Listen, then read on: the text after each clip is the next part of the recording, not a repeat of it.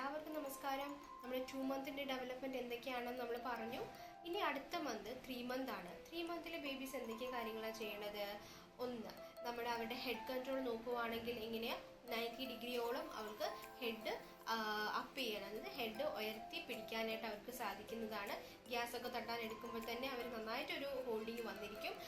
മാത്രമല്ല, നമ്മുടെ റാറ്റിൽസ് കൊടുക്കുന്ന സമയത്ത് ഇവർ ആ റാറ്റിൽസ് ഒരു കയ്യിൽ നിന്ന് ഒരു കയ്യിലോട്ട് മാറ്റാൻ, അതായത് ട്രാൻസ്ഫറിങ് ചെയ്യാനായിട്ട് ഇവർ കൂടുതലായിട്ടും ട്രൈ ചെയ്യുന്നതായിട്ട് നമുക്ക് കാണാം. ഈ അമ്മയും അച്ഛനെയും അടുത്തുള്ള റിലേറ്റീവ്സിനെയൊക്കെ ഒരു വിധത്തിൽ ഇവർക്ക് ഒന്ന് മനസ്സിലാക്കാനായിട്ട് ഈ 3 മന്തിലോ ബേബീസിനൊക്കെ സാധിക്കുന്നതാണ്. ഇവർ അതിന് മീൻസ് അവർ സംസാരിക്കുമ്പോഴും നമ്മൾ സംസാരിക്കുമ്പോഴും എല്ലാം ഇവർ കുറച്ചും കൂടി വോയിസ് കൂട്ടിച്ചിരിക്കാനും കുറച്ചും കൂടി നല്ല ബാബ്ലിംഗ് സൗണ്ട് ഉണ്ടാക്കാനും ഒക്കെ ഈ 3 മന്തിലെ ബേബീസ് കാണിക്കുന്നതായിട്ട് നമുക്ക് കാണാവുന്നതാണ്. മാത്രമല്ല, ഇവർക്ക് ചില കുഞ്ഞുങ്ങൾ റോൾ ഓവർ ചെയ്യാൻ വേണ്ടിയിട്ട് ട്രെയിനിങ് ആയിരിക്കും ഈ 3 മന്ത് ഉള്ള അച്ചീവ്മെൻറ്റിൽ ആദ്യം മേജറായിട്ട് വേറെ വരുന്നത്. ഇവരുടെ സ്ലീപ്പിംഗ് പാറ്റേൺ മാറാനുള്ള ചാൻസസ് കൂടുതലാണ്.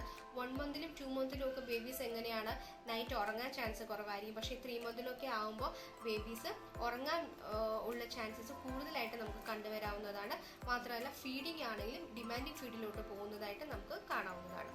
അപ്പോൾ നെക്സ്റ്റ് വീഡിയോ ഞാൻ 4 മന്തിലെ കാര്യങ്ങളാണ്. അതൊരു മേജർ ഡെവലപ്മെൻറ്റ് ഉണ്ട് ഈ 4 മന്തിൽ. അപ്പോൾ ആ വീഡിയോ ഞാൻ ഉടനെ തന്നെ ഇടുന്നതായിരിക്കും. ഇതുവരെ എൻ്റെ ചാനൽ കാണാത്തവരുണ്ടെങ്കിൽ, സബ്സ്ക്രൈബ് ചെയ്യാത്തവരുണ്ടെങ്കിൽ സബ്സ്ക്രൈബ് ചെയ്തിടുക. അടുത്തുള്ള ബെല്ലൈക്കണും ക്ലിക്ക് ചെയ്യാൻ മറക്കണ്ട. എന്നാലേ ഞാൻ ഇടുന്ന നോട്ടിഫിക്കേഷൻ നിങ്ങൾക്ക് കിട്ടുകയുള്ളൂ. അപ്പോൾ അതുവരെ